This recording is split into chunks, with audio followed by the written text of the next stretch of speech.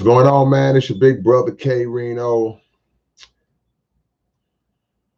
I don't. Man. I was like, golly, man, this dude is coming on later and later and later. I was doing so good, but I gotta. Hard for me to not be true to who I am, man. And I'm just a late shift type of guy, and I guess part of it tonight though was because I was, had some things going on, pretty throughout the evening into the night. So I wasn't able to get on as early as I would have liked to got on. Um, this is open topic. So for however many y'all up with me on a late night, I gotta salute y'all first of all for handling it. Some of y'all overseas, and for some of y'all it's like morning. If you're in Europe, it might be 7 or 8 o'clock in the morning. You're in Australia, it might be broad daylight. But I know over here in the States of America, it's nighttime pretty much everywhere. Now, if you're in Cali, still about 10:40. You're on the East Coast, it's like 1:40 in the morning. But yeah, see what I'm saying? Marquise like 10:39 in Oregon. So, it's still kind of regular, But for my people in the central time zone and on the East Coast, it's late. It ain't late to me. This is morning for me. So, however many of us we get in here, y'all make sure that y'all hit that like button when you come in for your big brother. 12:39 in Missouri. Yeah, we on that. We on that Central Time. Hit the like button as you come in, man. Y'all be sure to do that for your big brother as you walk in the door. Hit that like button, and we're gonna open up the floor. Basically, man, this is an open topic. I do want to say a couple of things. First and foremost, uh, I conducted an interview tonight with some young ladies who call themselves the Rich Hoochies, and I want y'all to go check out that interview. Be sure for all of y'all who mess with me on the channel, be sure to go and watch that entire interview with those young ladies and support them as they try to make their ascension up the ladder in this music industry. We all know it's not easy. Those who are not even in the music business understand that it's a tough task for an up and coming artist to make it to the levels that they're trying to make it through, because you got to navigate through so many different things. You got to navigate through, first of all, just the trials and tribulations of your own struggles, balancing that with paying bills and all this different stuff, and also the wickedness of the industry itself. And so I would really like y'all to go watch that interview when y'all get time. It's already up on on my channel. Um, I just believe in supporting, just support each other, man. A lot of artists could really be more successful if we got behind upcoming artists the same way that we get behind commercial artists that are already out. And I don't discourage anybody from supporting anybody that you want to support. That ain't how I roll. If you support the mainstream artists, the bigger name artists, that's perfectly fine, because hey, look, somebody got to support them too. Hey, they had to start off and be what they were gonna be, and work their way up. However, they work their way up as well. But I also like to see people give new artists a chance. You know, and that chance just means just, I'm gonna check you out. I'm gonna listen. If you like it, keep listening. Look for some more. If you really like it, support it. Give it a purchase. Sometimes, even if you don't really like it, I ain't saying if you hate it to spend your money, but I'm saying sometimes you might just say, I'm just gonna break some bread. I'm just gonna break some bread, and that helps an artist out. That gives them motivation. That gives them an encouragement. Um, and you share with other people. Share with people who you feel like had the kind of mind you have. Like, I think my homeboy would like this. I think my homegirl would like this. Be sure that you uh, share their work. Don't keep it to yourself. See, sometimes us as fans, when we discover a new underground artist, we don't like to let nobody know. Because we like to have that thing about, man, don't nobody even know about this right here. I'm the first one that was listening to this. Don't nobody even know about it. But in reality, that's really not how it's supposed to be. Just lay your claim as being the first one to discover them in the hood, but please share their work so they can climb the ladder. That's for anybody. But we're doing live topic tonight, but I do want y'all to go look at that Rich Hoochie's interview, along with all of the other interviews that I do right here on my YouTube channel, because every now and then I'll interview names that y'all know, some famous people here and there. But for the most part, I interview the underground. I interview up and coming artists and artists who are regionally known and locally known in certain areas, man. But give them some love. So we're gonna do the open topic tonight. I see a few of my brothers in here. I see my boy Marty Mart up on this late night. You know how we do it in South Park, though. Marty, we be up. We be up, man. We up in South Park. Everybody that live in South Park, everybody that's from South Park, they woke right now. I'm just joking. Marquis said he worked from 2 p.m. to 2 a.m. You putting in them real hours. He hit them 12s on them boys, man. 2 p.m. to 2 a.m., boy, I'll be done went crazy. I'll be done went straight crazy, man. But that's the beauty of it, man. Clifford Hood, we're going to get it started off with Clifford Hood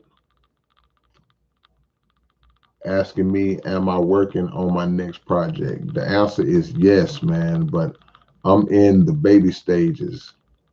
I'm in the writing stages of the next project. We coming up with some stuff early on. So it's getting kind of weird because people are sending me so many dope tracks. I'm getting a lot of beats. And I'm like, oh, man. I just got through hollering at DLP. DLP just hit me up and sent me a beat that was so hard, man. I'm like, man, make it tough.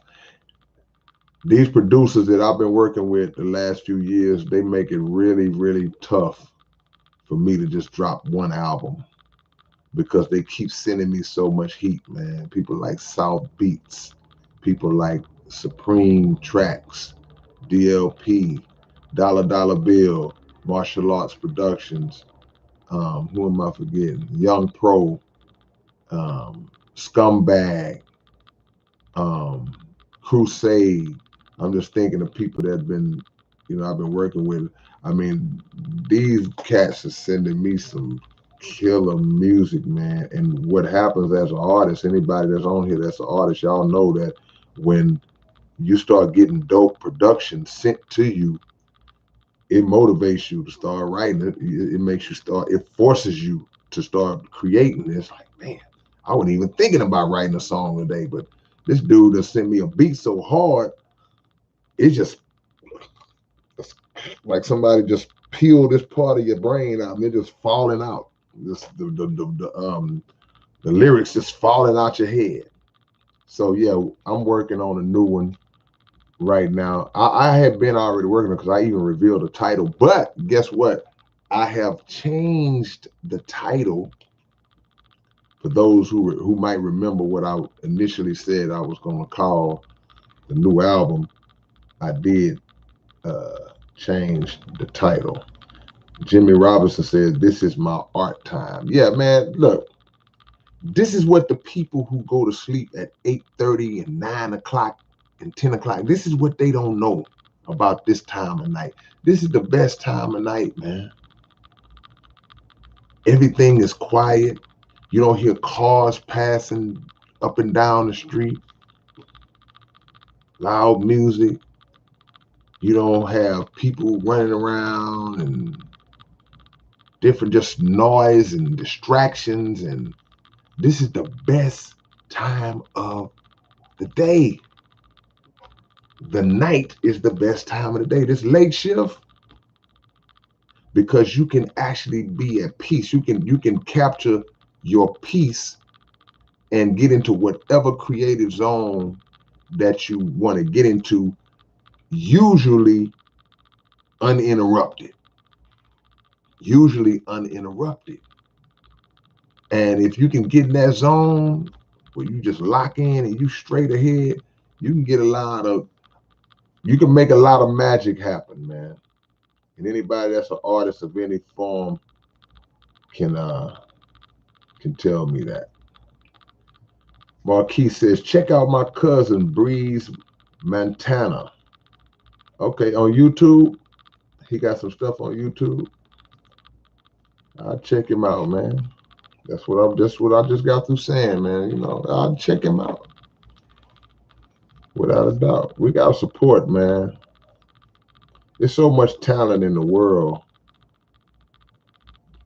that a lot of artists that should be up here, they don't never get there because we don't put them up there. You know, we can't always see, we shouldn't always throw our artists to the dogs. And when I say throw our artists to the dogs, I mean just hand them over to these major labels and hand them over to these satanic forces that are not going to handle them right. We should be the ones to put them up. You know, the masses of the people should put them up. And when we put them up, that helps them to establish and maintain freedom and independence that they wouldn't be able to maintain if once they sign with these devils. You know, so we should be the ones to put them up, man, as high up as we can put them. If it's your city, if it's your social media following, put them up.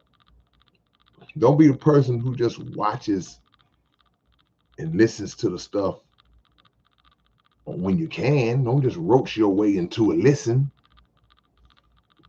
Take time out. Take $10 and go purchase something off of iTunes for them. You know, go purchase something. Go subscribe to one of these wicked platforms that carry our music and give us crumbs and contribute to them getting the crumbs. At least it goes straight to the vein.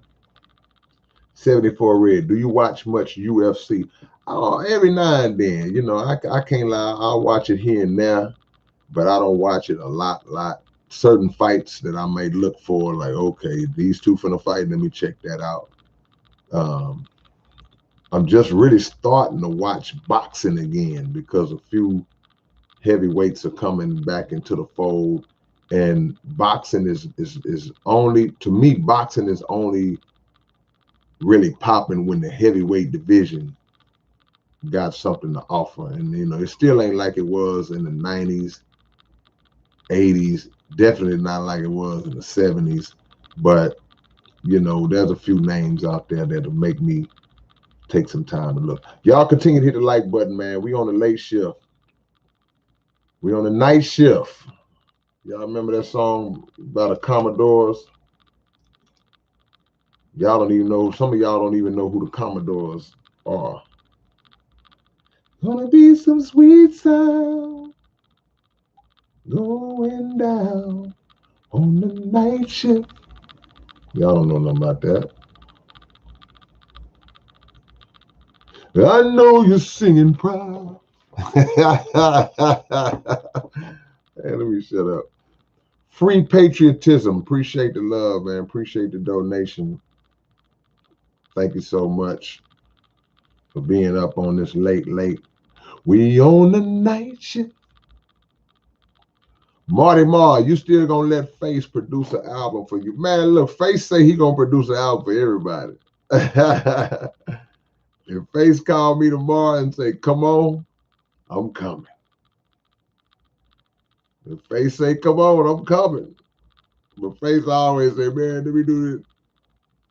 But yeah, absolutely, man. I would love, man, even if it's just one song, if Face just do a beat for me, just one song. Face loves, he loves to produce. He like producing. That's you know, we all have a main passion. Then we may have a passion that lives within that passion.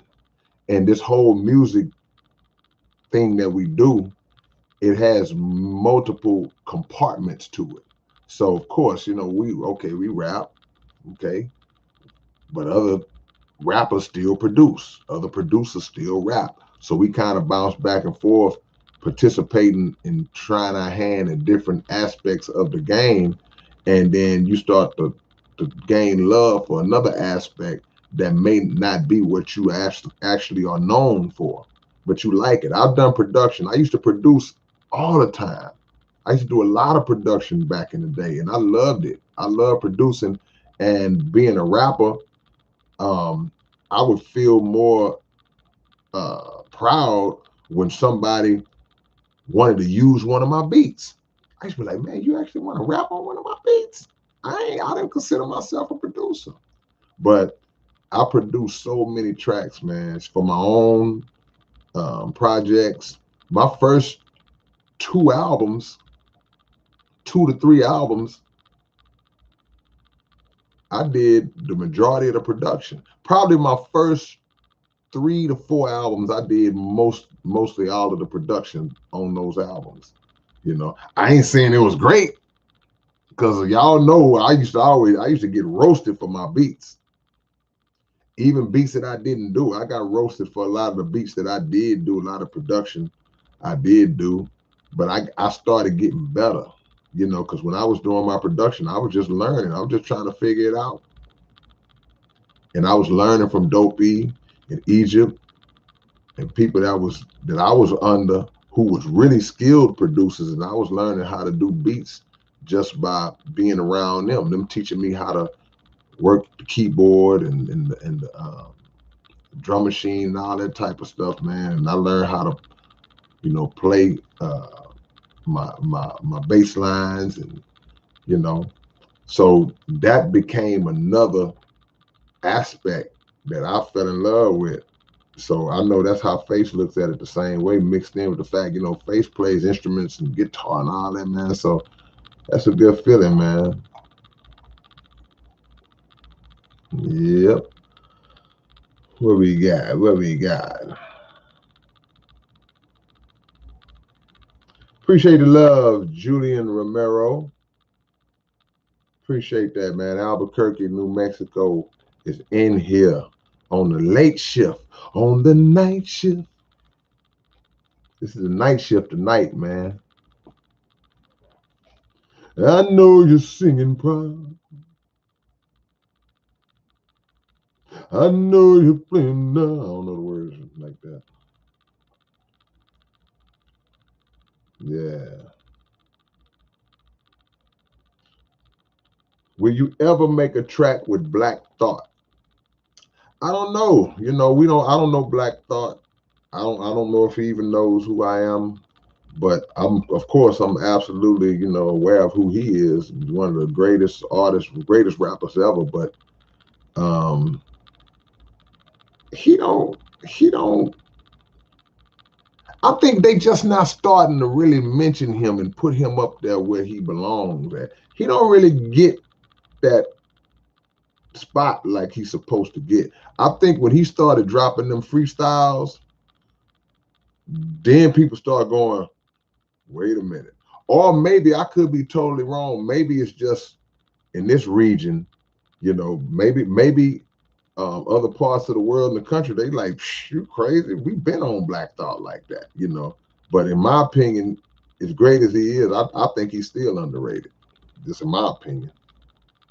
But yeah, man, if it ever came down, I have learned, I'm gonna tell you what I learned, Magnificent, that I don't know, I never can say who I wouldn't end up working with, because I've worked with people that I never would have thought that I would end up doing songs with. That if you asked me years ago, I was like, probably not. I don't know them. They don't know me, you know. And then next thing you know, we're doing songs together. So I can't say. I'll never say no. You know, who knows? But y'all know how I am, man. I'll work with anybody, man. All right, Jay Fresh, I got you. Black Manson in the building. Yeah, DJ Action. That's right.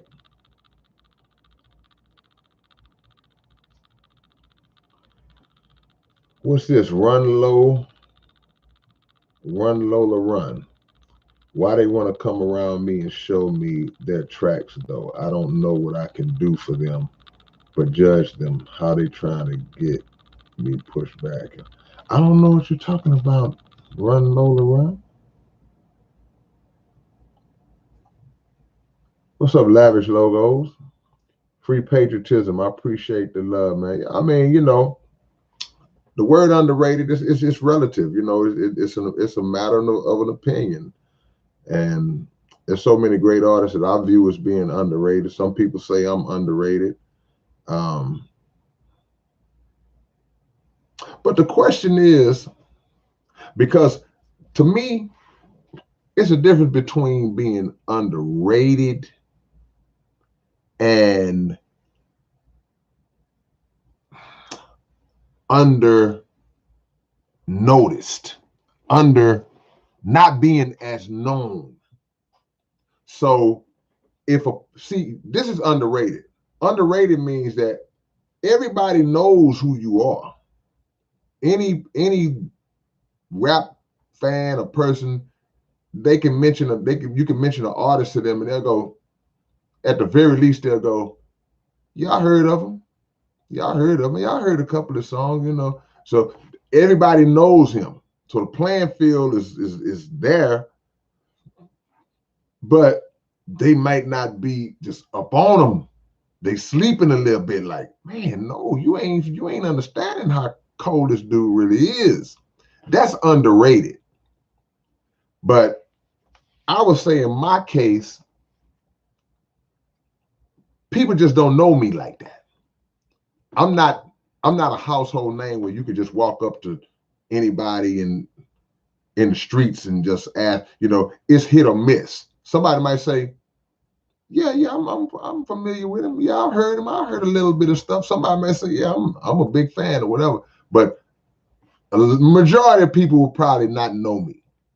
Just being real, you know. That's not underrated because they don't even have. See, people have to be aware of you in order to rate you. See, they're not aware of you, they can't rate you. So that's not underrated. Check my beats out. 423 rap tuned. Okay. Sweet James Jones. All right. Where's that at? Where's that at? That's on. What's that on? Where the beats at?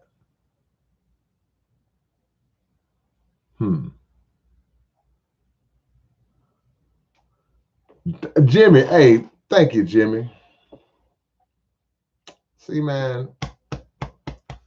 See, and that's another thing about when you do something that you're not known for doing, like producing. I'm not known for producing. Then somebody tell me, like Jimmy say, man, Astronomical is one of my favorite that you produce. Yeah, see, sometimes I forget some of the beats I produce. Yeah, I did do that beat. I sure did. Good looking out. Yeah. Clifford Hood, have you read any books lately? The book I'm on right now, I keep it close to me, is this book right here, written by Brother Demetric Muhammad. If you haven't seen my interview with Brother Demetric, please, it's on my YouTube channel. This book called But Didn't You Kill Malcolm? And this book, shuts down all of the negative lying propaganda that has been going on for decades, accusing the Nation of Islam and the Honorable Minister Louis Farrakhan and the Honorable Elijah Muhammad of being behind the murder of Malcolm X. This book shuts all that down. And I ain't seen a lot of them big mouths on here since I've been pushing this. Because I told y'all I had something for y'all. I just laid in the cut. Patience is a virtue. It's amazing how sometimes when a person is coming at you with something, this takes maturity. This is a life lesson. It takes maturity to grow from when a person is coming at you with something that you know is false and ridiculous and ignorant and ill-informed,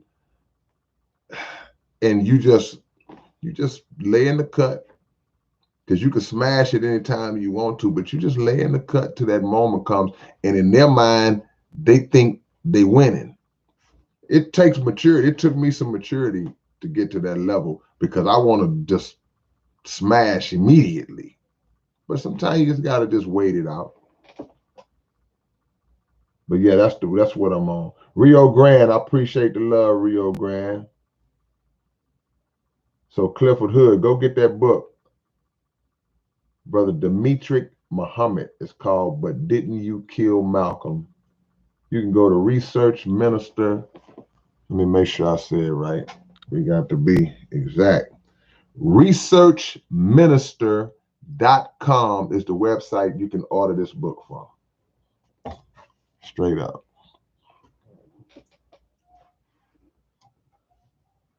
Let me see.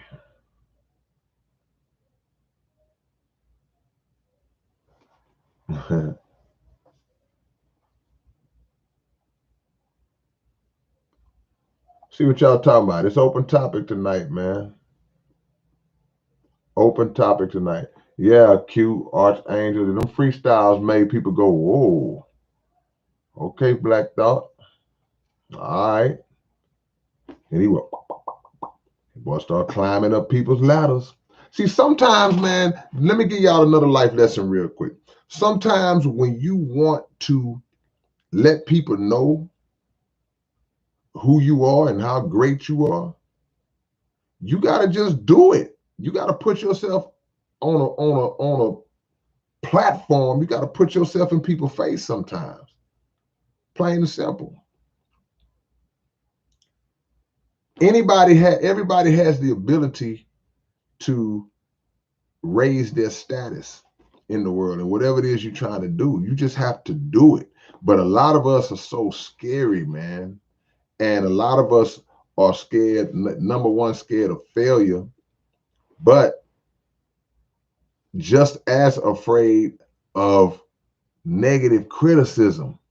You're not going to go through your whole life avoiding negative criticism. You're just not going to do it. People are going to always have something to say about you that's not favorable, no matter how good of work that you're doing. So people don't step out. They don't step out their comfort zone because, I don't know about, they might not like it.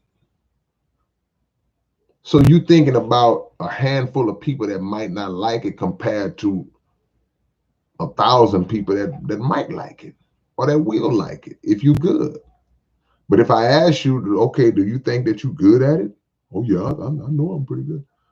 You must not know, because you scared to get out there. Marty Mark.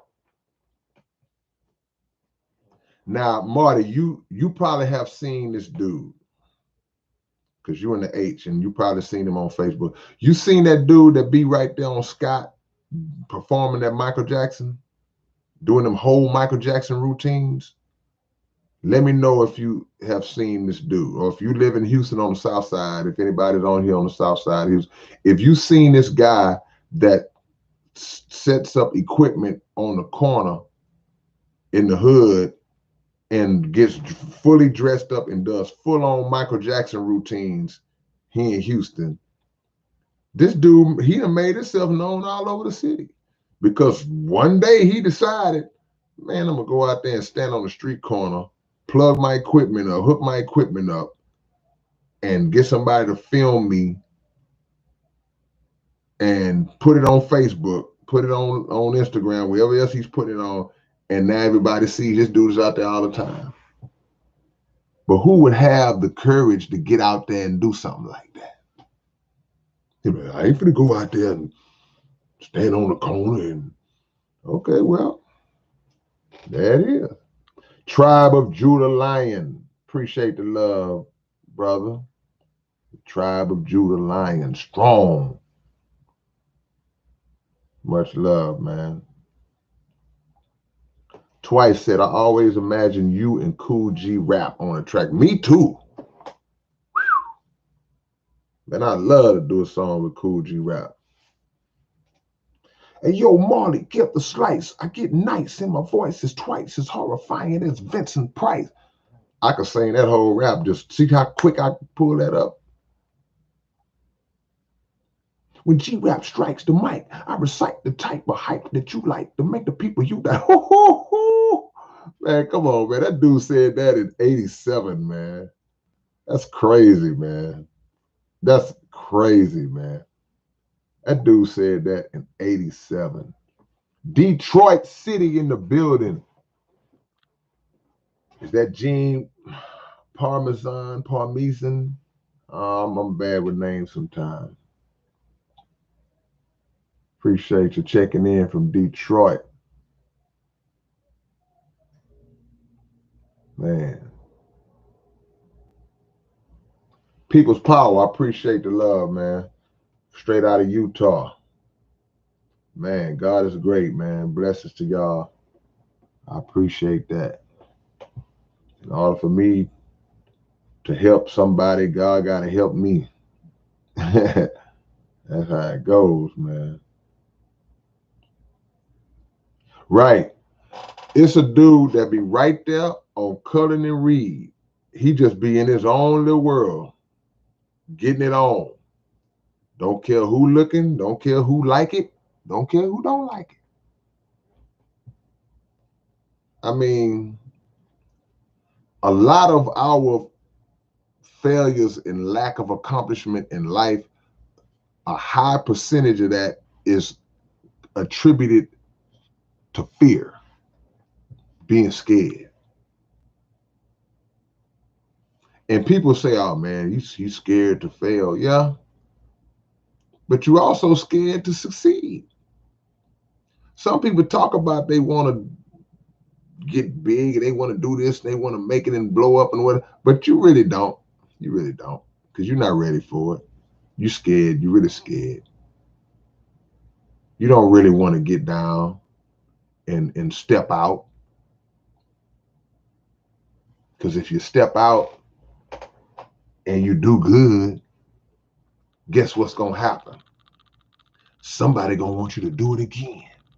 See, there's a level of, I don't like to necessarily use the word pressure, but that's the closest word I could think of when I think about when you start to show yourself to be good at something, because the expectation kicks in that, okay, can you do it again? So if you drop an album that sells 2 million records, that was cool, yeah, good job. But your record label, your fans, your entourage, everybody around you, they want to know, can you do it again? How are you going? I mean, how is he going to top that? In your mind, you're like, man, how am I going to top that? And you feel that pressure instead of staying in your creative pocket and say, well, man, I'm just going to make my music. Y'all love it, y'all love it, y'all don't. Just the same way you thought before you blew up. So you get scared and nervous. Dude win the championship. Can they repeat? Can he win another one? Yeah, that comes with the territory. Comes with the territory. Y'all thought I was joking when I said that line on my song, on my last album, on the Blessing and the Burden album, on the Blessing and the Burden song. When I dropped the 7 albums in one day, never been done by anybody. When I dropped the 7 albums in one day, when I said the line like, now people are like, can you do 10? People was really asking me that. What you gonna do next? You gonna do 8 next? You gonna do 10 next? Because that's just, people want to see, it's human nature for people to want to see you top whatever you did. And I understand that. That don't mean I'm gonna try to do it, but I understand that because I feel like I already hit them with something monumental and historical by dropping the 7. But I do understand if people say, man, I wonder, can he do 10? The answer to the question is, yeah, I could. But that don't mean I am. That don't mean I'm going to do 10. Let somebody else do 10. But I'll never say never. I just know that's just not something in my immediate plans to try to do. The big 10. See what I'm saying? Tribe of Judah says, I try to wake people up, especially trying to grow to be a young man. I only woke a few, but I will keep my grind. Look, bro, look. If you save one, that's one that wouldn't have been saved had they not come into contact with you. Many are called, but few are chosen. See, sometimes, brother, we go to schools and we go speak at schools, middle schools and high schools, right? And usually when we go and speak at these schools, the majority of the time, they set it up to where only the males, we speak to just the males. And we have brothers on the panel that are activists, that are ministers, that have been through life experiences, that are life coaches and counselors and ex-cons and combination of all that stuff, rappers, whatever. There's anything that we don't miss no category as it comes to speaking to these young men. So we got an auditorium full of young men. We understand that we may not get all of them. We may not save all of them. We also understand that if it's 4 or 5 or 6 of us on a panel, what I say may resonate with that one, but not with that one. What the brother next to me say, it might touch 4 or 5 of them. And so on and so forth. So the cumulative effort of all of us, if it's 100, 200 of them in the room, we might reach 10. 10 of them might say, man. But that's the numbers game. That's how life works. It's a numbers game. So in the field that I'm in rap, what happens is, okay, I'll put a post up on my social media platform to let people know, hey man, my new album is out. That post may get viewed by 1,000 people. Who knows? I don't know. But out of that 1,000 people, I don't know how many are going to actually buy it. 100 people might buy it. I don't know.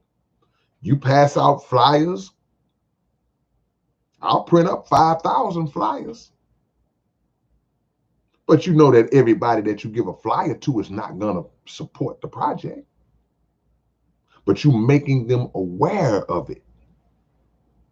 So you might get 200 out there, 5,000. Everything is a numbers game. You have to just increase your exposure to the masses of the people to the biggest degree that you can, and then let the numbers work themselves out. So whatever you're doing to speak and try to get them young man. Look, bro, if you talk to 100 of them and get 4 of them, man, you thank the Most High for them 4 that you got. And sometimes messages have a what we call a time release on it. We all know that there are things that we can tell people, and some people will catch on right in the moment, and it'll strike them right in the moment. It could transform them on the spot. But then you have other people who was flat out reject the message, and then they will walk into the words that you said years later or months later or whenever, and they'll go, man, that dude was right. That's what that dude was talking about. Then you have other people who won't show that they accepted or rejected the message. They kind of just there. They just kind of just sitting and listening, like they just there, but they taking it in. But you don't know where they stand. But then at some point in time in life, that seed cracks. And then it's like the light bulb comes on, and then it's like, wow. So all you can do is deposit it in them and see how it manifests itself once it's inside of them. That's how you do it. So just respect it. It ain't nothing to be discouraged about, man.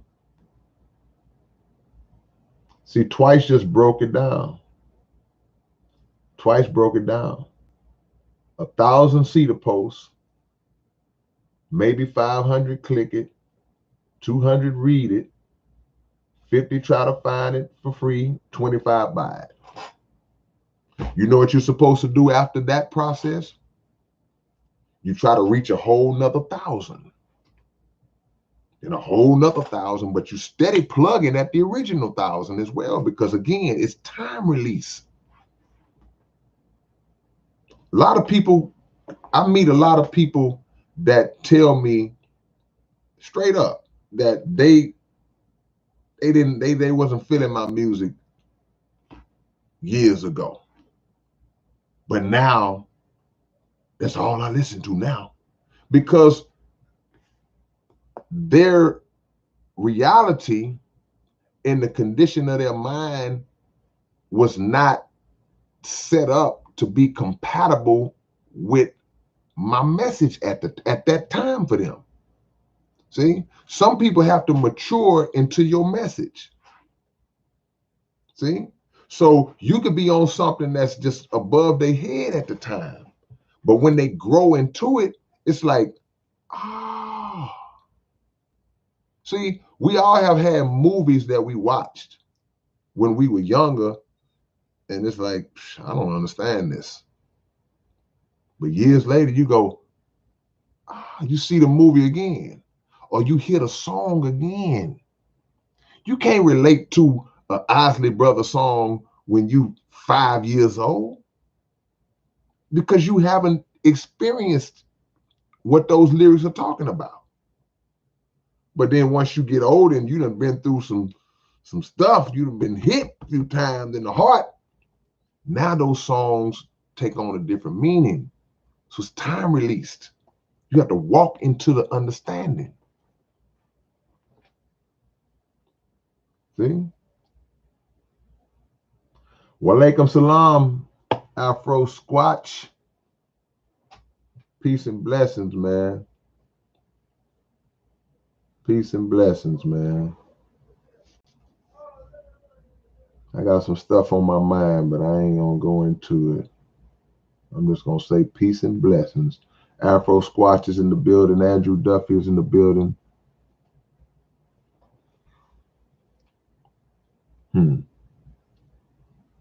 Don Hudson, I really love your verse on space age slavery by Beast 1333.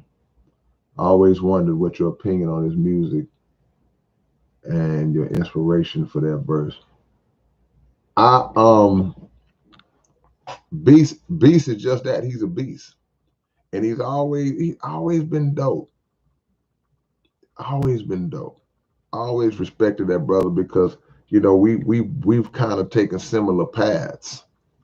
You know, when you dedicate your career mainly to putting out a message, a life-saving message, but this most majority of my career early on, I ain't gonna talk about some other stuff I did, but you know, I don't know his history like that. But from when the time I became familiar with him, you know, he's been dropping life-saving messages.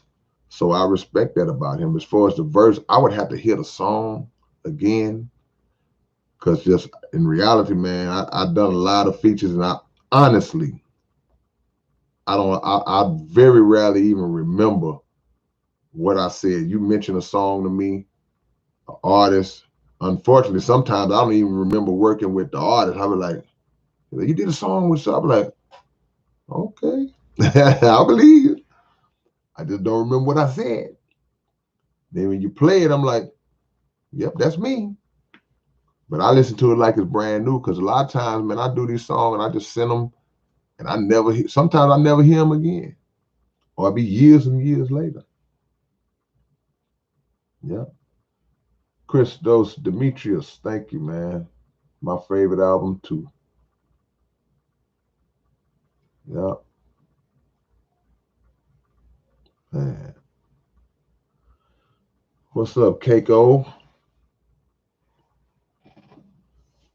Shawnee B me TV. Yeah, stay up a little second, man. You ain't got nothing to do tomorrow, man. Tomorrow's Saturday, man. Tomorrow's Saturday. Stay on up, Shawnee. Stay up. Hang out with it. You ain't got. I ain't gonna keep you up long.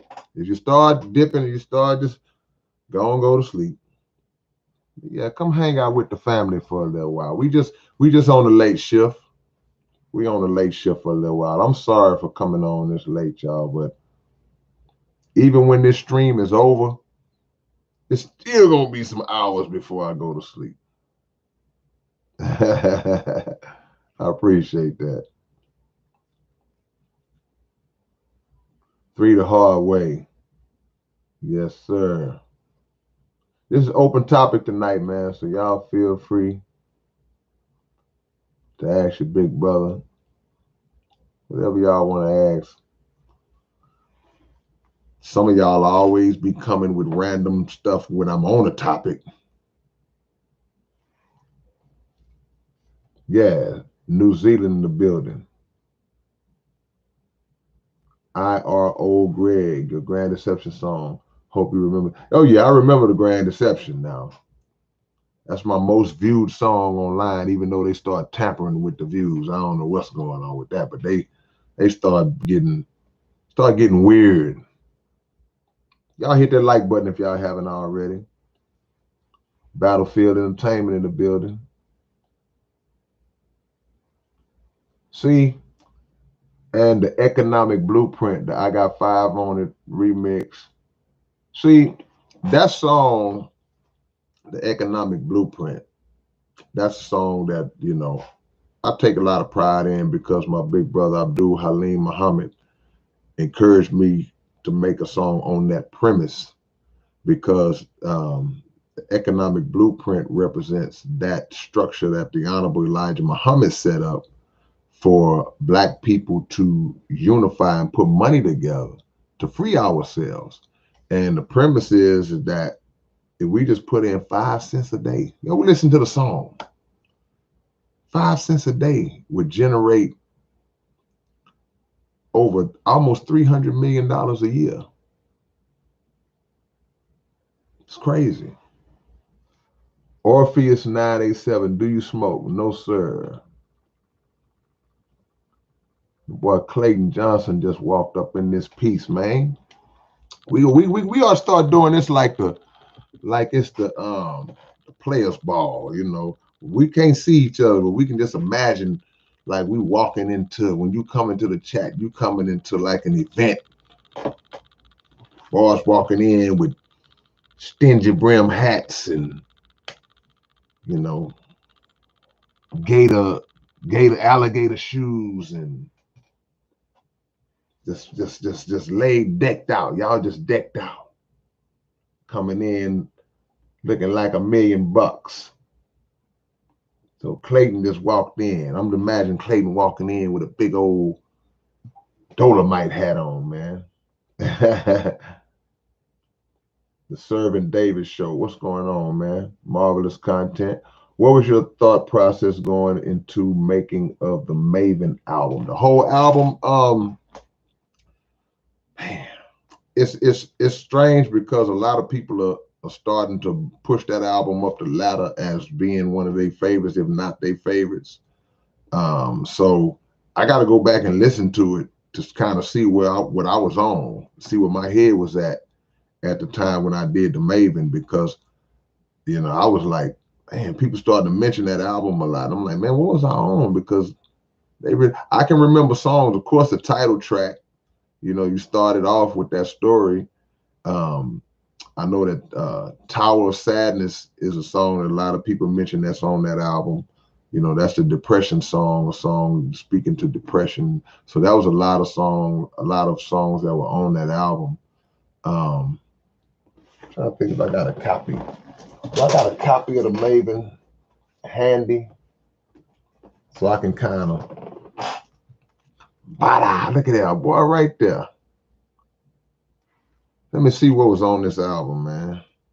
See, one of my favorite songs, I'm Not Imperfect. Okay, all right. Okay, all right. Letter to the Law.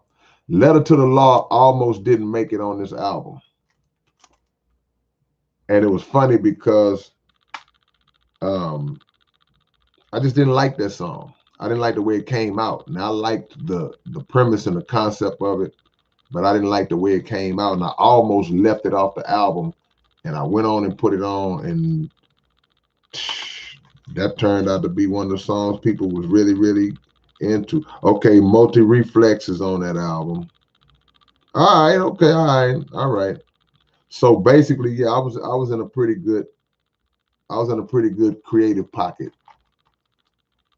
Struggle Addiction, Obstacles.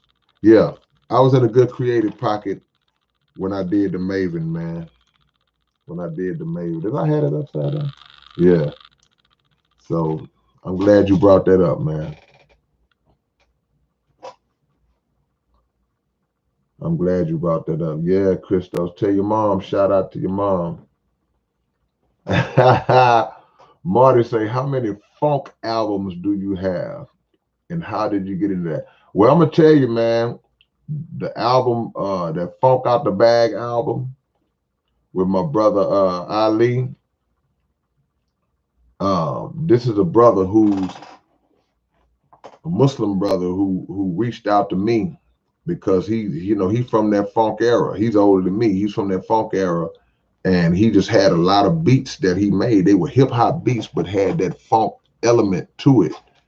And he reached out and was like, "Man, I got all these tracks, and I ain't got nobody to rap on them." So we start going in the studio and putting down lyrics to those songs, to those beats. So we basically, by the time we got through, we had a whole bunch of content, man. And really, the Funk Out the Bag project, y'all can hear it on, I think it's on YouTube, but go support it. That's not even all the songs. He just plucked off about however many songs on that project, but we got probably about 25, 30 songs. Some of that stuff y'all ain't even heard yet.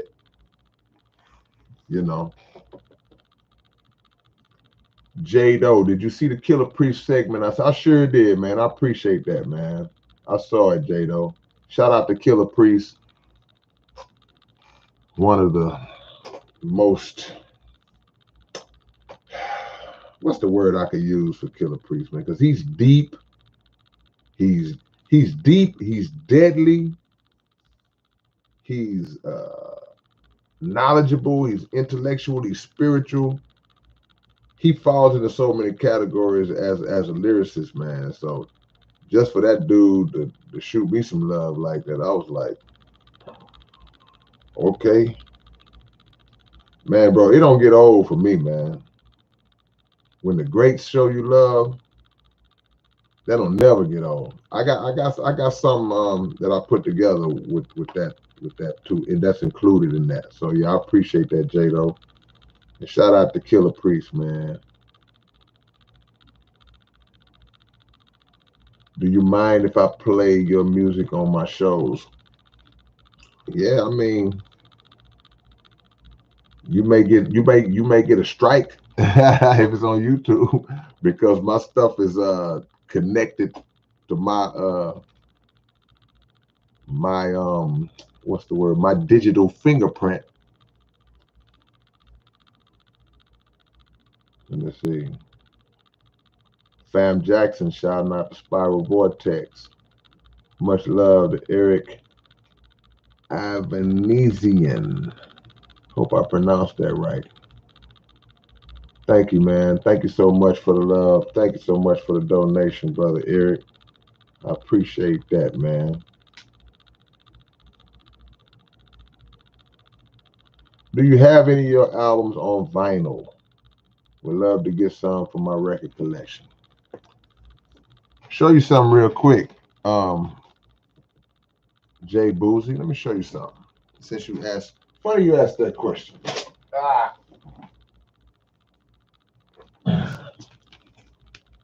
Look what we got on vinyl. No Mercy. This is my, I almost poked myself in the eye. I know y'all have laughed about it, jugged myself in the eye. This is my 4th album. I'm on album number 50 something right now. I got more albums than my age right now. But this is my 4th album, and this is a re-release on vinyl, limited edition. I don't even have many of these left, and I never put it up for sale, but maybe I'll make it available to get at some point. I ain't mean to just tease you like that. Yeah. Keiko, big brother, what's the most important song to you that you would want everyone to hear before they die? Man. Hard to pick one.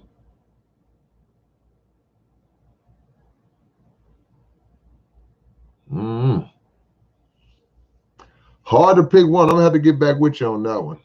That's a good question. One song that I would like, man, y'all got to hear this. I don't know. It wouldn't be Grand Deception. Y'all throw me some hints. I don't know. I don't know. Point number 12. I don't know. R.I.P. Rudy Ray Moore. That's right. Perpetual Ascension. Perpetual Ascension let me know you had intergalactic intelligence. I'm working on it, bro. Naya Zulu, the whole solitary confinement. Yeah, it's hard, Shawnee, to pick one. I don't think I could pick one. That's hard. I would have to. That'd be tough. That'd be tough. That's a great question. That's a great question. Yeah, my bad, y'all. I call him Brother Ali, but the album we did is under Abdul Mack, and it's called Funk Out the Bag. It's on YouTube. Songs on YouTube. Terry Tibbs, appreciate the love and respect. Respect back to you, man. Respect back to you, Terry Tibbs. You know what? Jimmy might have just said it. Jimmy might have answered it. Perfect World. Because that's a song I do at every show. I always perform Perfect World. Yeah, that's probably the song. Jimmy probably just hit it. Perfect World. And if not, it's definitely one of. Yeah, so good looking out, Jimmy. I get brain freeze, just a brain lock sometimes, and I can't even think of my stuff sometimes. That's right.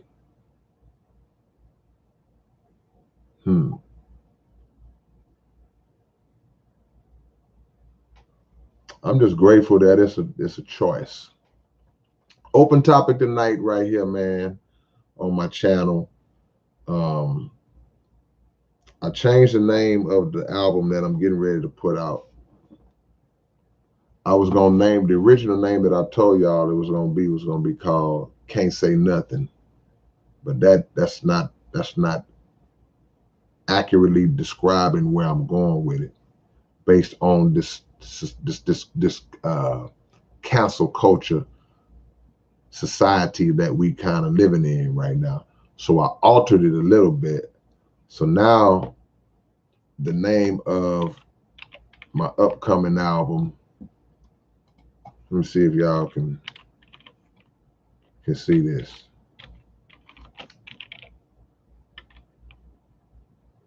I still don't know if that's right. I don't know, man. This is what I'm thinking about. Think about calling it Bet Not Said.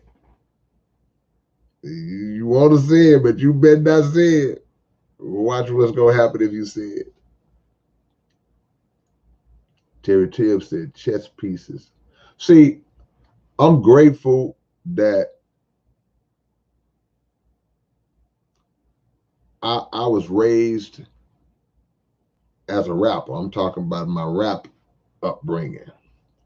I'm grateful that I was raised to bounce around and cover multiple categories. I never wanted to be the kind of rapper that talks about the same thing on every song. Every song is the same thing, just on a different beat. I never wanted to be that kind of rapper. And I'm thankful that I grew up listening to artists whose albums were a mixture of concepts and topics. You know, I was listening to Run DMC. I was listening to LL Cool J and Tila Rock and KRS-One and artists who they might rap about lyrics on this song. The next song they talking about females. The next song they dropping knowledge. The next song they telling a story. The next song, that's the kind of rap I was raised on. It don't make sense for me to put 14, 15 songs on an album and I'm just a continuation of the same stuff on different songs. So I got to take you here. I got to take you there. You don't go to a buffet. What if you went to a buffet and everything is laid out, but it's all the same food? What's this over here? Oh, we got some meatloaf. What's this next to the meatloaf? Meatloaf. Well, let me go over here. What y'all got over here? Oh, over there, that's where we keep the meatloaf. You'd be like, what kind of buffet is this? You want versatility. You want diversity on an album. You want to be taken on a trip. You want to be exposed to different thoughts and different concepts, and you want to be exposed to various aspects of everyday life, because that's how your day works. An album should work the same way that your day works or that your week works. In the course of a day, you're gonna go to work, you're gonna read. I almost said the newspaper. I forgot it's 2022. You're gonna read some kind of news that deals with some topics going on in this particular day and time. You're gonna look at some comedy. You're gonna talk to your girlfriend or your boyfriend. You're gonna go on a date. You're gonna do all kinds of different things. You're gonna read something that stimulates you intellectually. You're gonna do all that the course of a day or the course of a week or a month, hopefully.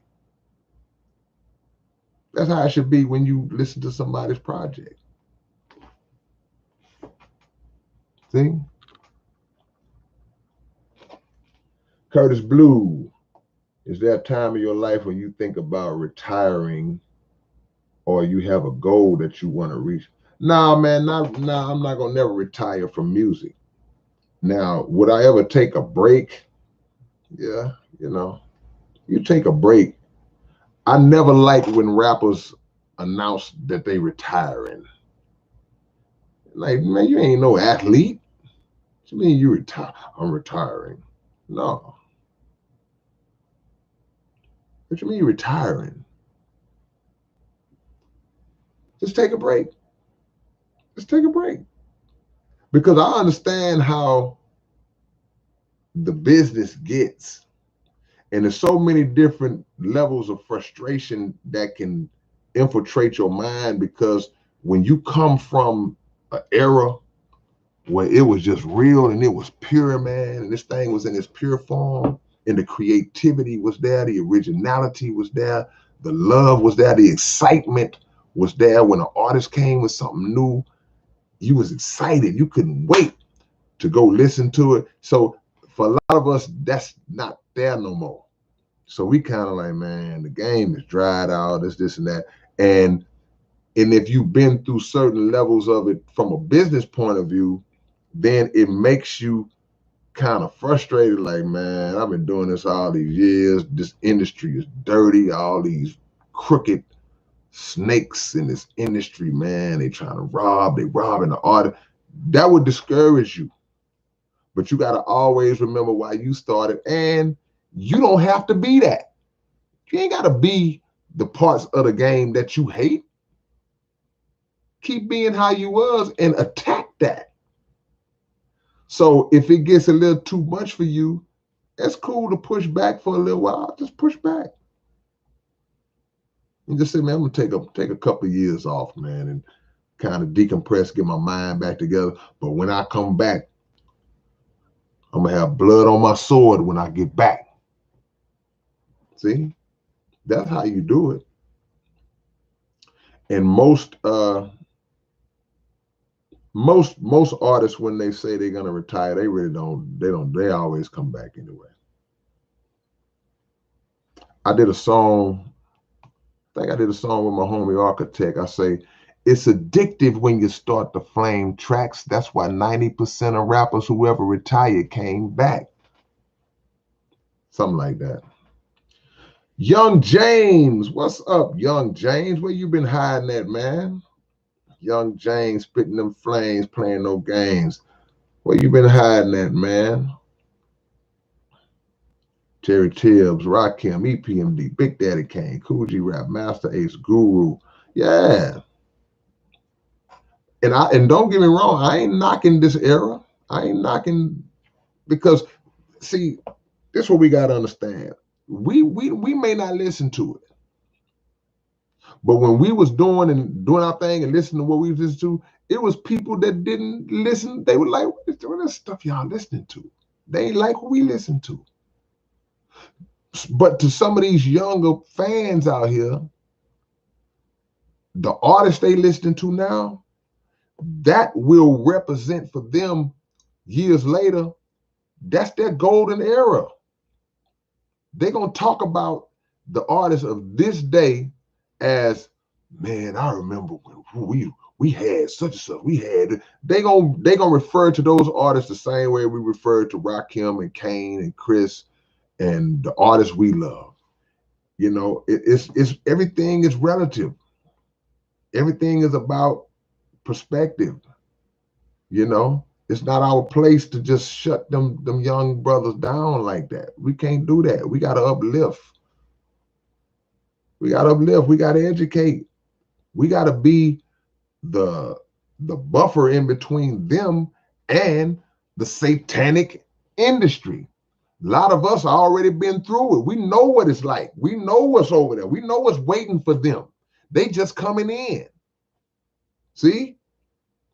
It's like going to the dentist. See? You coming out and you know what they don't know what they getting ready to go through, but you know, you just got a root canal.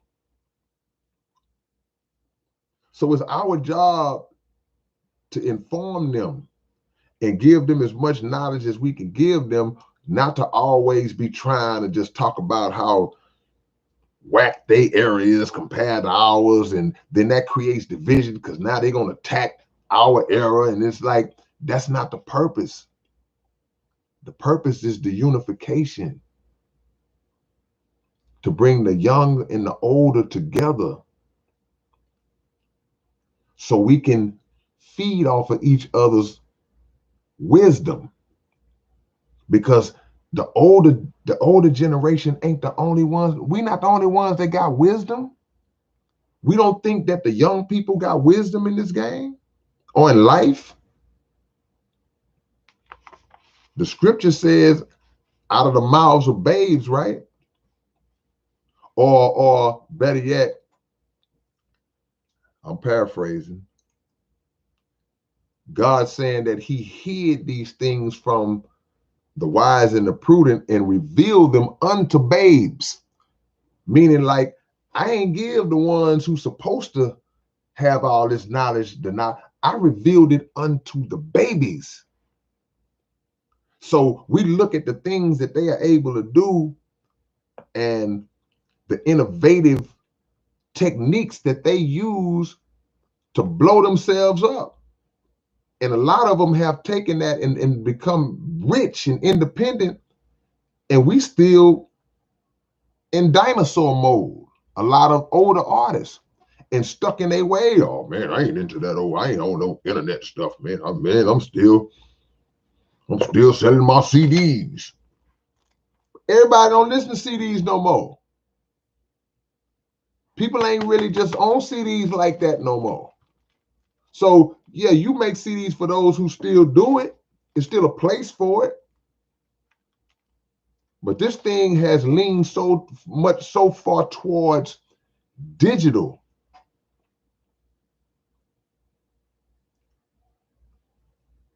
I'm gonna hold that information because I'm gonna do a video on it. I'm gonna do a live on it, so y'all will understand what I'm talking about. One day I'm gonna do a whole live on it. Maybe I'll do it tomorrow. I don't know, depending on what I'm looking like, my schedule's like. But the point that I'm making is that if we don't grow with the times, if you don't grow with the times, man, you get left behind, bro. It's a lot of this stuff, and I ain't just talking about rap music now. I'm talking about in whatever field you in. It's a lot of this stuff that I don't understand. I'm talking about me. I'm like, man, I don't even. What are they doing now? What is it? I don't even really understand. What are they doing? But the saying goes that smart people put smarter people around them. So if it's something I don't really know and I see somebody that's doing it, hey man, okay, well, either teach me how to do it. Let me sit at your foot and learn from you. I'm not arrogant like that. I'm not. I can humble myself to learn from somebody that's 20 years old. I don't care. He got the knowledge. I will sit at your feet and learn. But a lot of us had that pride, like, man, you around here still trying to sell, still talking about my new 8-track getting ready. I got, remember, I'm finna drop these 8 tracks on these boys. Ain't nobody listening to no 8 tracks no more. You better humble yourself, man. And let's come together, because we have wisdom. We got old wisdom that can still help the younger generation, even in this digital age, because it's still a place for the groundwork. The way we did it is still a place for that. That's still there. So instead of separating the two and arguing which is better, let's bring it together and do both. And let them show us how to do what they do, and we'll show them how to do what we did. And it just doubles it up.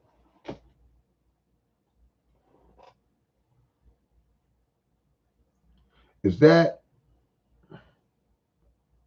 Mr. SR100, or is it Mrs. 1? are 100. Roll with the punches. Things change. If you the smartest in the room, you're in the wrong room. Come on now. If you the smartest person in the room, you're in the wrong room.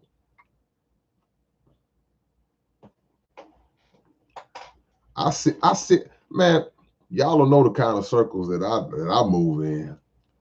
I sit in rooms sometimes where I don't say nothing because I know that the people that I'm in that room with, they are on levels that I'm not on. So I sit there quietly and I speak when I'm spoken to, or if I'm asked about what I think about it, then I'll throw my little dilly dally in there. But if I don't, nah, bro, I don't really have. Man, man, I done sat in the circle of the gods, man. Like, whoo, you shut up. This is some higher level stuff going on in here, man. Let me shut up. Because the worst thing you want to do is get to trying to, oh, he's in here and she's in here. Let me start talking to act like I know that I'm on this level. Man, you ain't got nothing to say, just shut up. It's all right. It's okay to shut up. See?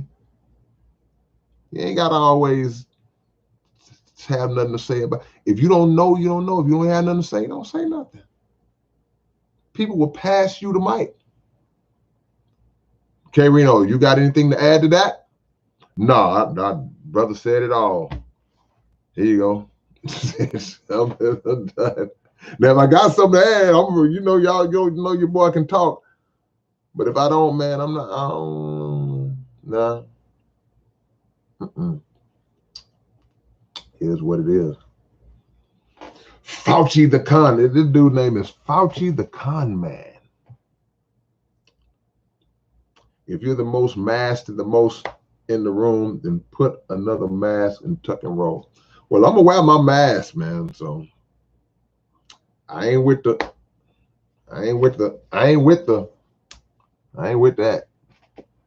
But I'm gonna wear my mask. So if there's anybody that takes exception to people that wear a mask, then you have a right to feel that way. But I'm going to do whatever I can to deflect as much of an intake that I can. So if the argument is, well, the mask is not going to 100%, it does not stop. And then people say silly stuff. If you can smell a fart through some jeans, then like, oh man. It's about minimizing. So the same thing may be said about but nothing's being injected into me by minimizing and putting on this mask to serve as a form of protection. Whatever degree of that protection you want to argue, that's fine. But I will wear that protection. Sometimes two. But I won't. And I hope you don't. I agree with your name, though. I ride with your name, though. I like that name, though. I totally agree with that name. Yep. And I listen to my minister. And if the Honorable Minister Louis Farrakhan tells us to continue to wear our mask, and we believe him to be a divine man, a divine warner from God, you don't have to believe it. But I've seen too much to prove it. So divine revelation trumps scholarship. And I'll say that again, so hopefully y'all will catch on to what I'm saying. There are those who are scholars, there are those who are scientists, there are those who are well studied in those certain fields, and there are those who are virologists and doctors, and they say these different things or whatever, and some of it may be accurate and true, some of it may be not, some of it may be speculative and up for debate, but divine revelation trumps all of that, because divine revelation represents information being fed to an individual from a higher power that the people are not always up on. So God speaks to the prophets, he speaks to his messengers, he speaks to his warners in ways that the scientists and the scholars of this world, they don't get. That's why they don't understand this whole thing in the first place. See, Minister Farrakhan gave us a lecture on July 4th, 2020, where he talked about everything that's going on now, mutations and variants and all that, long before it happened. Talked about the dangers of all that. That's divine revelation.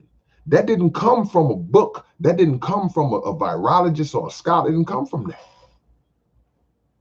So you can take it or leave it. Now, do we dismiss the science? And no, we factor all that in. But at the end of the day, when God's man laid out and his track record, he ain't been wrong yet. He like Floyd, he ain't never lost.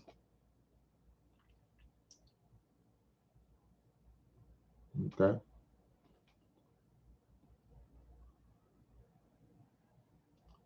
A soul is known, but science can't see it or text.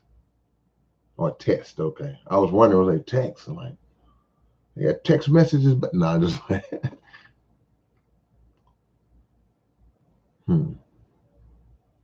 Well, Aaron Vasquez says, I don't believe in the science. Here's the deal. He said, I don't believe in science, you know. Well, and you have a right to not believe in science, but science absolutely is a part of everything that you do. You are science. You are walking, living science. So science can be argued. That's what this whole thing is about. That's what this whole debate is about. Masked versus unmasked, punched versus unpunched. You know, the arguments are based on individuals choosing which side or which aspects of particular science that they gonna ride with. That's all it is. Well, I read this, I looked this, I researched this, I studied this, I believe this part. When I looked at this, I read this, I studied this, I believe this part. And now we clashing and arguing about it. When I hope that we can agree that it is something out there. You don't hear as many people saying that it's fake no more as you did in the beginning. Can we agree on that? You notice that in the beginning, you know, I remember everybody, a lot of people saying it was fake, it wasn't real. Then slowly but surely, everybody started seeing people getting really sick, people that they know. First, it was like, oh, there ain't nothing but celebrities getting it. It's fake. They just making it up. Then it started hitting home. Then your mama got it. Then you got it. Then your friend died. Your family member died. People start hitting home. You almost died. See? So now you don't hear people yapping about it's fake no more. They kind of quiet on that front.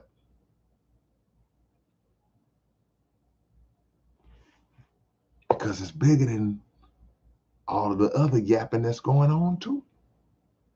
This is what's called a pestilence. So I got to big up Minister Farrakhan again, because he didn't just call it a pestilence.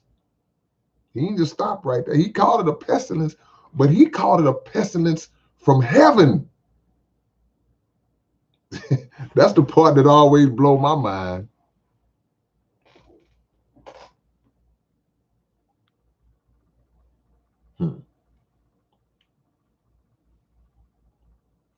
See, God allowed it. A pestilence from heaven.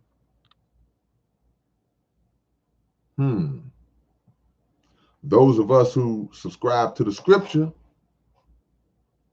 we read about pestilence in the book of Revelations. These things were written long before any of us was even swimming in the sack. So now we read these things, we've been reading all these things, and then when you see it, oh, that ain't what that is. It's a pestilence from heaven.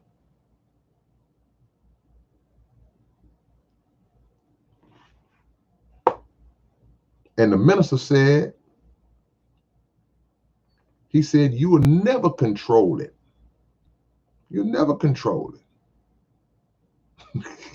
Because it's a pestilence from heaven. So at that time when he said that, it was just the first version of it. It done came out with two remix singles since then.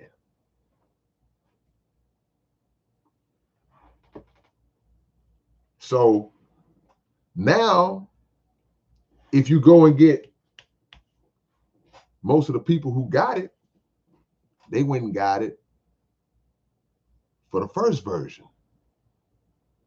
See? Then the remix dropped. Uh-oh. How does this work in relation to the remix? Uh-oh. Puff Daddy went in the studio and made another remix. Now what? Because you're not going to get control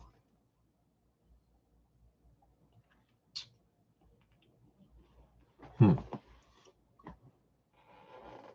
Now, to a lot of y'all's point, are there fear tactics and ramped up numbers and all that? I believe that. Yeah, I believe that in some cases because of the agenda to strike fear in everybody to, oh, this is getting crazy. I better hurry up and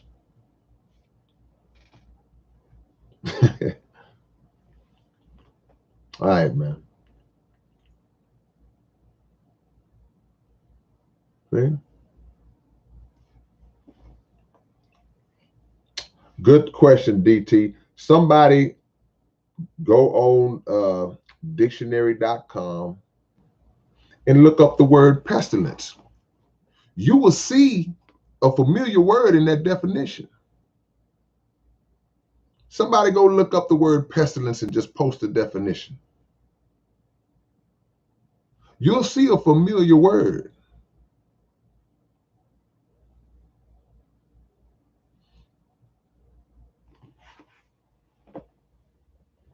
Drop the actual definition.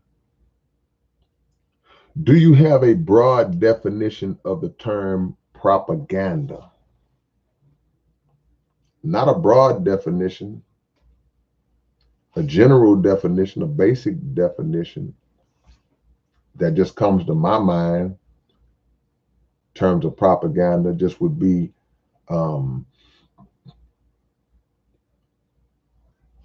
intentional, purposeful lies and false information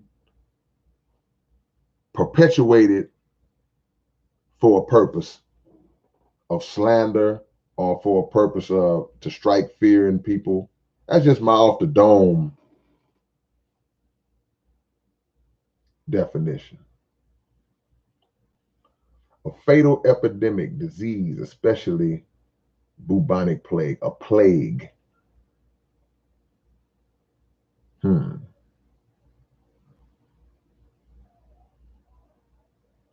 Information, especially of a biased or misleading nature. That's the propaganda definition, y'all. Good looking out, Izzy. A fatal epidemic or disease. I saw one definition of pestilence, and just everything that y'all have in there. I also saw one definition that had the word virus in it. It had the word virus in it. But plague, disease, yeah, same thing. Lying for control of the masses. We back on propaganda. We bouncing back and forth. Because there is a propaganda element in this.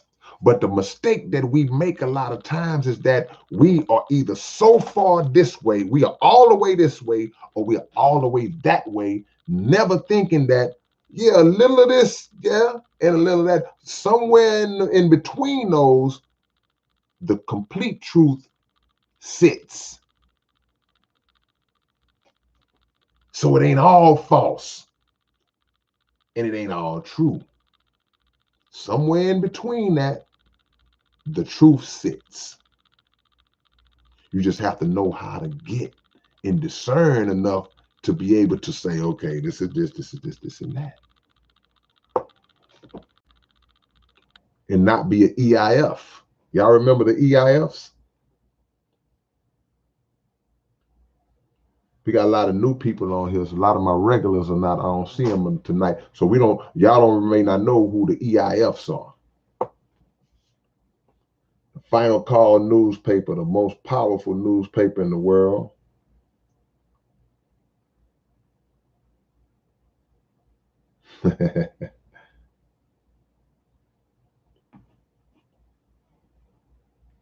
Sinister Cyborg Society, much love.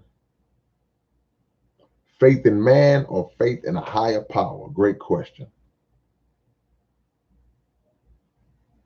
A lot of us got more faith in man. See, here's the deal. That's why that's a great question that you pose in Three the Hard Way, because so many of us who claim to believe in a higher power, and that, the higher power got us. We hear it all the time. Black folks, we quick to say, God got me and won't he do it? We quick to say that. Marty Martin know what the EIFs is, man. We quick to say, God got me. I ain't worried about it. God got me. No weapon formed against me shall prosper. Won't he do it? But when this thing starts coming down heavy, what do? We let them do it straight up out the gate. Instead of that trust in the higher power to not be deceived by the propaganda. We don't have to use the term false propaganda. If the definition of propaganda, which y'all posted on here a few times, if propaganda itself just means lying, biased information with a hidden agenda, then me, you, other people, we don't have to say false propaganda. It's already false. I've said it before. I think I've said it in song, false propaganda. It's like, no, propaganda is already false. See? Keiko, you just said it. I can't say it. But you just said it. And that's the point. If you got your trust in the higher power, then where is the thought process in you to say, let me start eating better. Let me start building up and becoming more healthy. Let me start exercising. Let me strengthen my immune system. Where's that thought? That thought, the thought of getting more healthy and strengthening your immune system, that thought got a pillow over his face and is being suffocated by this thought. Man, come on, man.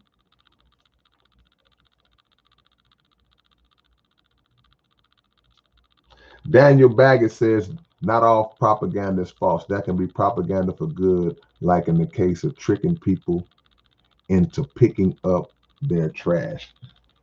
I don't know what you mean, but I'll research if that can be good propaganda. It just don't sound right. Did that sound right? Hey man, I got some good propaganda for you, man. This propaganda is going to be really, really beneficial to the people. I've never heard, anytime I heard that word used, it was somebody going, oh man, that's BS, man. That's propaganda, man. Quit spreading that propaganda. It always had a negative connection to it.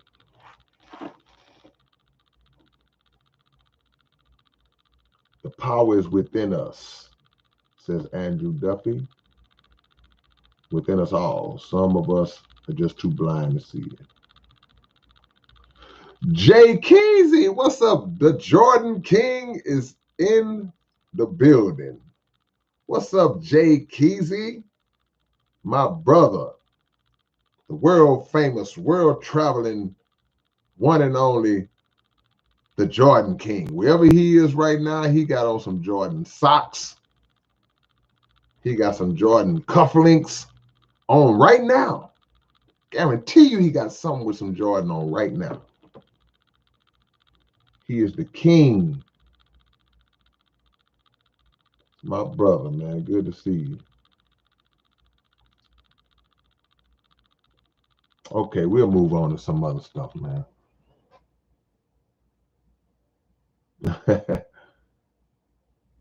Good propaganda is an oxymoron. Good propaganda is a contradiction. I'm gonna let y'all argue that one. Yeah, it just don't. Good propaganda. Propaganda is not a word that signifies anything being positive or good, man. That's like me saying, well, there is a such thing as good deception. I can deceive you in a good way, you know. Jordan King in the building. Scales 10-3 AD. Annihilation of Evil Machine describes the breakdown unfold. Yeah, man. Yeah. Shout out to Mr. Hardy. DT. Okay.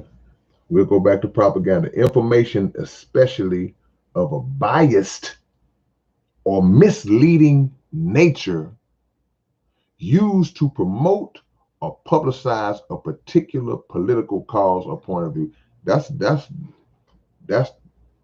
most accurate definition that I've seen. CNN, corrupt news network. That's right. All of them. Fox, CNN, MSNBC, all of them.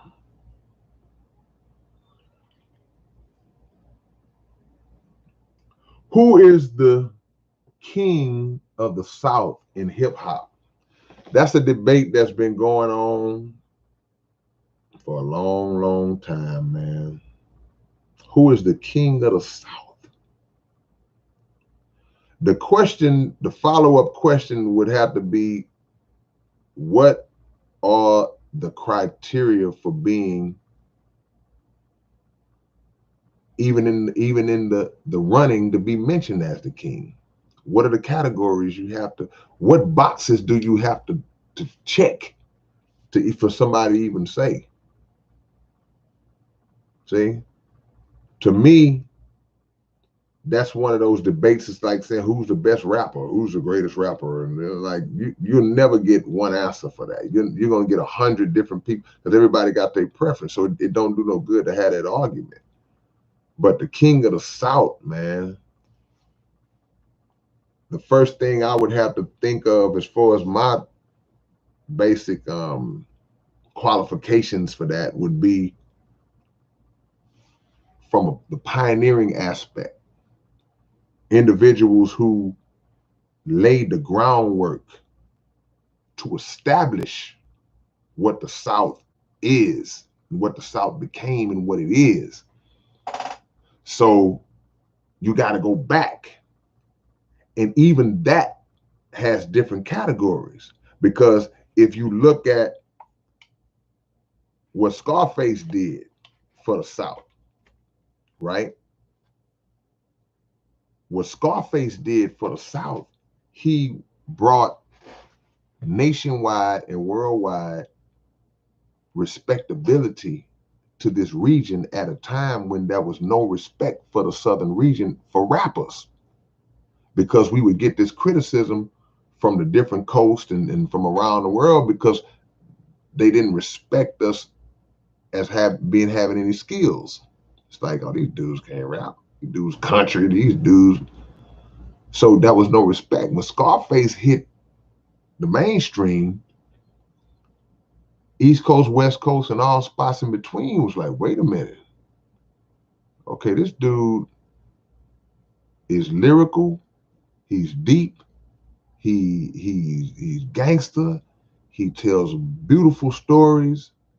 He has one of the most distinct, unique voices in the game, and he's pioneering a movement and opening up doors for other artists who have those qualities to get through, because now he has made it to where people say, okay, well, maybe we was wrong.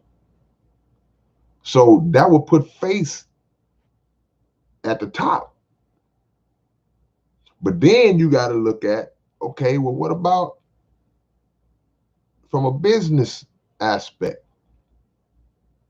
So now you got to look at somebody like Jay Prince, because undoubtedly, undisputed, there was nobody from a business point of view, independent label point of view, who laid the groundwork and the foundation to blow the doors open for rappers to come through when record labels on the East Coast and West Coast would not sign Southern artists.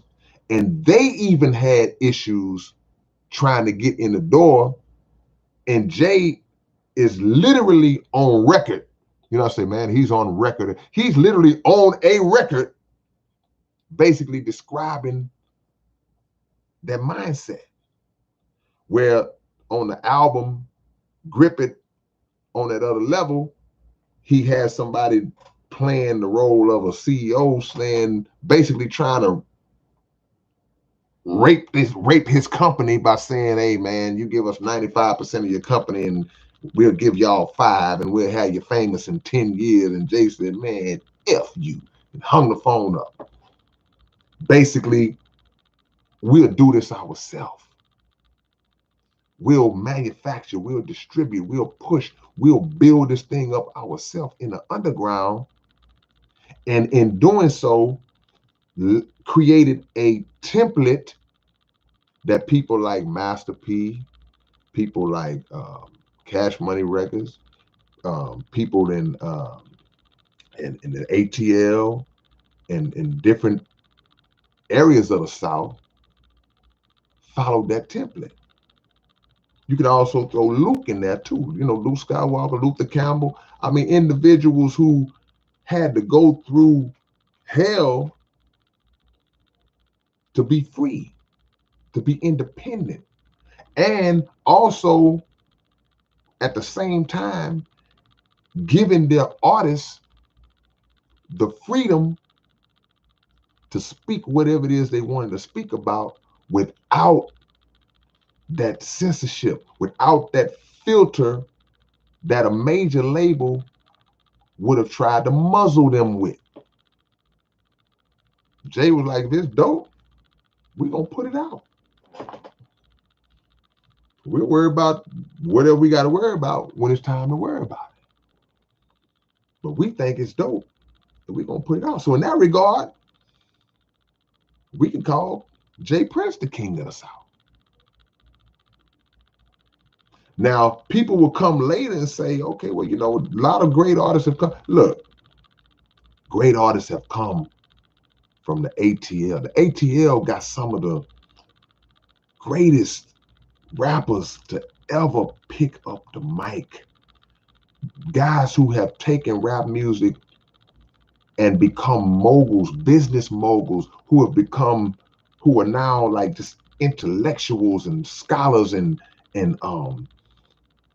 translated over into real estate and just all use the springboard of rap to become great in so many areas in terms of community. I mean, so you can have that argument, man. It's tough. But for me, it's a pioneering, you know, you gotta have some pioneering stripes. But that's an argument nobody will ever win. Doloist Continuum, I appreciate the love, man. Are you still planning to do that album with DJ Premier? I can't wait. Y'all, I'm ready. I'm ready whenever Primo say, man. When the legend hit me up and say, let's do it, I'll be ready to do it, man. Thank you, man.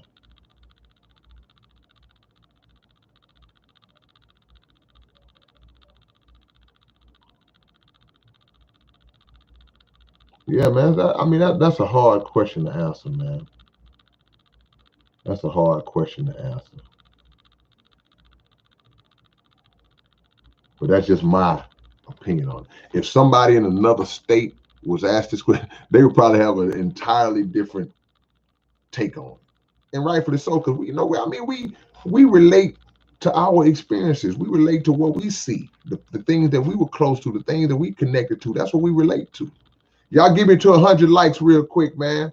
Whoever ain't hit that like button, y'all get your big brother to 100 likes.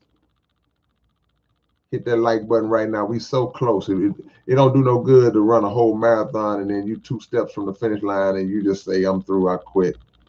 Or you pass out. You got to cross that finish line. So we right at, there we go. Get your big brother over 100 likes, man. That is.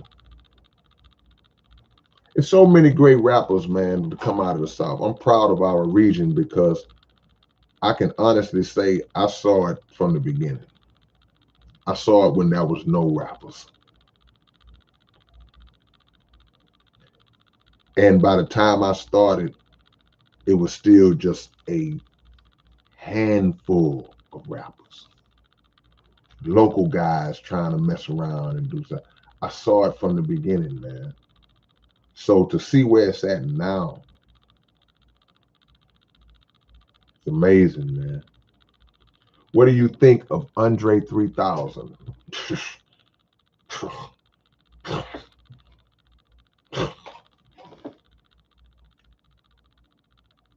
I'm gonna tell you the only thing that I got a problem with Andre 3000 about. This is the only thing that I got a problem with him about. Is that he don't come out enough. like man, come on, man, drop some stuff, man.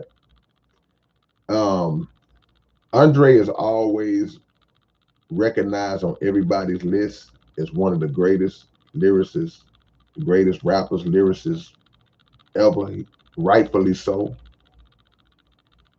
And I got to use this word again. I still think he's kind of underrated. And that might be hard to just say, well, he's on every list. Every time they talk about this, they mention him. So how can he be underrated? I just still feel like he kind of underrated to me. But he should drop more. He should drop more. So many people love him, man. So many people love him, man. You know, when you got that kind of love, the people wanna love you some more. Keep, man, hey man, I'm ready to love you. Give me something to love. That's what I'm saying. It's too many, man. Too many dope artists, man. Too many dope artists, man. When we sit there and have these crazy arguments about who's the best and all that, you are wasting valuable oxygen, valuable words and time trying to argue with your homeboy to convince him that your favorite rapper, that he should think your favorite rapper is the best and vice versa. You wasting time, man. People are locked in. Go ask a 22-year-old youngster who the greatest rapper of all time is. Their answer might make you go, what? Man, you see, that's the problem I got with you. That's who he think. That's who he like. That's his guy. Can't argue with somebody's opinion. Learned that a long time ago. Who's a better point guard out of Magic Johnson and Steph Curry? It depends on who you ask. You ask a 55-year-old guy, he gonna say Magic for the most part. You ask somebody that's 27, 28, he might say Steph, might say Kyrie. Just depend on who you ask, man. That's the beauty of it all. Miles a minute. Most youngins say Drake. Yeah, I can see them saying Drake. So somebody 21 years old, man, they may say Drake is the greatest of all time. I mean, but look, man, arguing with who is the greatest rapper, people arguing over that and trying to convince people that's like trying to tell somebody what their favorite food should be because it's your favorite food. It's the same thing. It's just as many rappers as it is different types of food. It's somebody on this planet whose favorite food is sauerkraut. Think about that. It's somebody in this world who like, man, nothing in the world is better to eat than sauerkraut. Somebody who just loves the taste of beets. They can just eat beets. And you can't tell them nothing about no beets.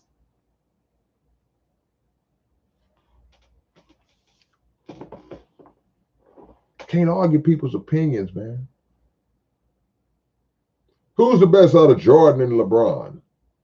Depends on who you ask. That's the answer. Oh, man, you got to give an answer. You want my answer? I'm going to say who I like.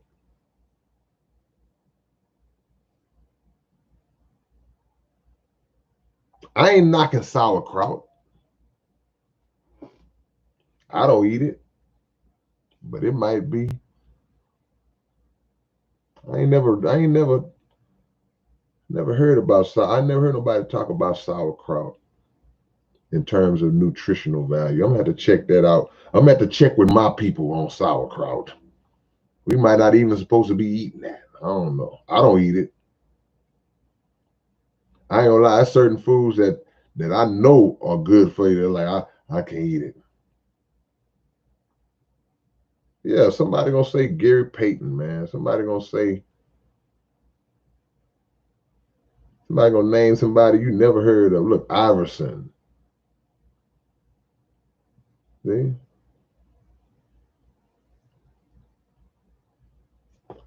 Michigan Mite. Who's your favorite leader from history?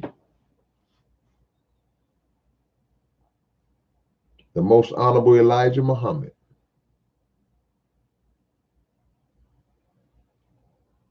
That's all I'm gonna say.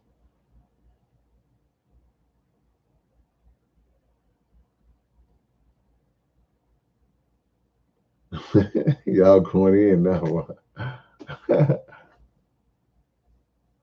Yeah.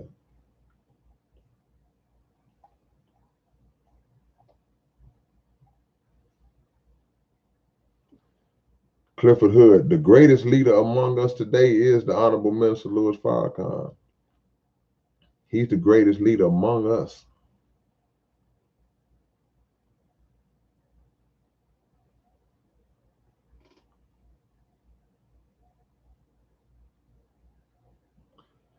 Mikey Lapine, have you worked with Daylight? No, but Daylight reached out to me a while back. I plan on all these features and collabs that y'all been hitting me about the last couple of years. In 2022, one of my goals is to get those features done.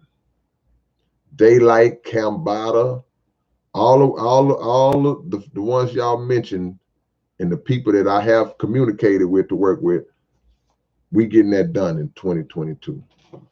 That's on my word, man. Dr. Knocker come sliding in, man. Boy, y'all on this late shift with your boy, man. Appreciate the love, Dr. Knocker. But how many rappers drop 7 albums at once? None of them. Not one. I'm going to hold on to that, man, till the wheels fall off. Ain't nobody dropping no 7. An honest 7. See, I got to put that on the front of that. See, I dropped an honest 7. I didn't drop nothing that I already had. I got to say that every time we discuss the Big 7. See, look, the real MC Gimmick says sauerkraut is fire. That's what I'm saying. Everybody, man, look. Can't argue nobody's opinion, man. It's too many great rappers, man. It's too many. But you know who that's a testament to? That's a bearing witness of the greatness of the creator. That he could create all these different minds that have these diverse styles, and all of them are great in their own way. Nobody has the market cornered on being great. Can't no one rapper just say, well, I'm the only one that's great. All the great rappers, they can listen to other great rappers and appreciate the greatness. Like, wow, yeah, that's nice. That's nice. And vice versa. They'll listen to you and go, ooh, that's nice. They say real recognize real. Yeah, real recognize real, and skill recognize skill. Y'all don't steal that. I just made it up. The same way they say real recognize real, trust me, when it comes to rappers, skill recognize skill. True skill. Boys that's just like, see, because again, I said this a long time ago.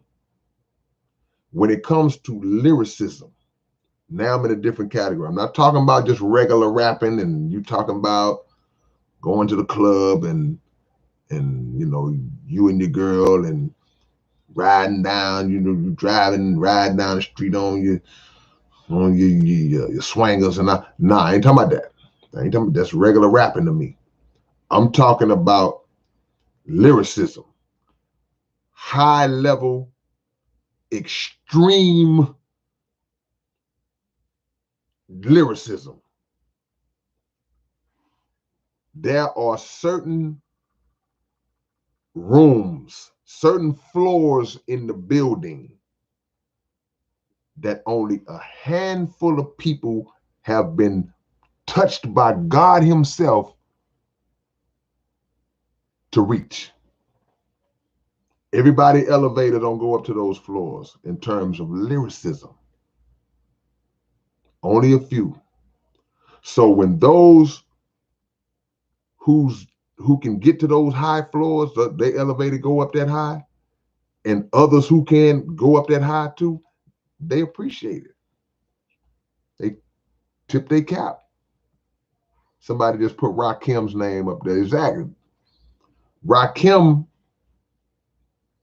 was on that way on one of them top floors. He was way on one of them floors in the 80s and still on it. See? So other lyricists, they recognize that. But there may be other people, they not into lyricism. Just like some people who are into lyricism, they not into the party rap, the material. They not into that. Some people listen to lyricism and like, nobody want to hear that. He connecting and putting on these big words. Don't nobody understand. Nobody want to hear that. People think like that. So different categories are suited for different people. It's not for you. That's fine. But it's a bunch of people that can listen to that stuff, man. And did you hear what he said? Look how he broke. My biggest appreciation in terms of lyricism with fans and supporters are the people who show the ability to actually understand and break down some of my most intricately detailed stuff that I put together knowing that, okay, they got to listen to this one. We're going to see. And it's certain things that I never hear anybody mention. But it's other ones that certain people that hit me with, and they'll break it down. I'll be like, okay, he's one of the ones, he gets it. His mind is up there. He just broke that thing down to me like, whoa. Cause I got, man, look, that's why I wrote the book Behind These Bars. I got bars that I know people didn't catch. So I had to put it in the book to make people go, oh, because I know they didn't catch it when I wrote it. Certain stuff I hid. But sometimes I'll hide some stuff and people will catch it. And I'm like, whoa, he caught that. Okay. Salute. Kevo Starks, man, appreciate the love and the donation. He said Rakim is forever. Without a doubt. See, if you are decades ahead into the future back in 85, man, this is what God was doing with you. When he was mixing, when he was preparing your skills, he was mixing all kind of stuff in there. Preservatives. He's preserved.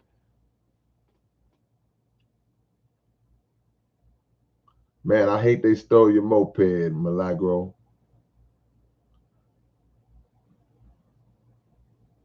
Say, man, let me tell y'all something real quick. Y'all are the realest in the game, man. Y'all set up on this thing with me all night. And I really appreciate that. This the late shift. I don't never be on this long. I'm gonna let y'all get some sleep. I ain't going to sleep. I'm finna be up all night. And I'll catch y'all later, man. Peace and love.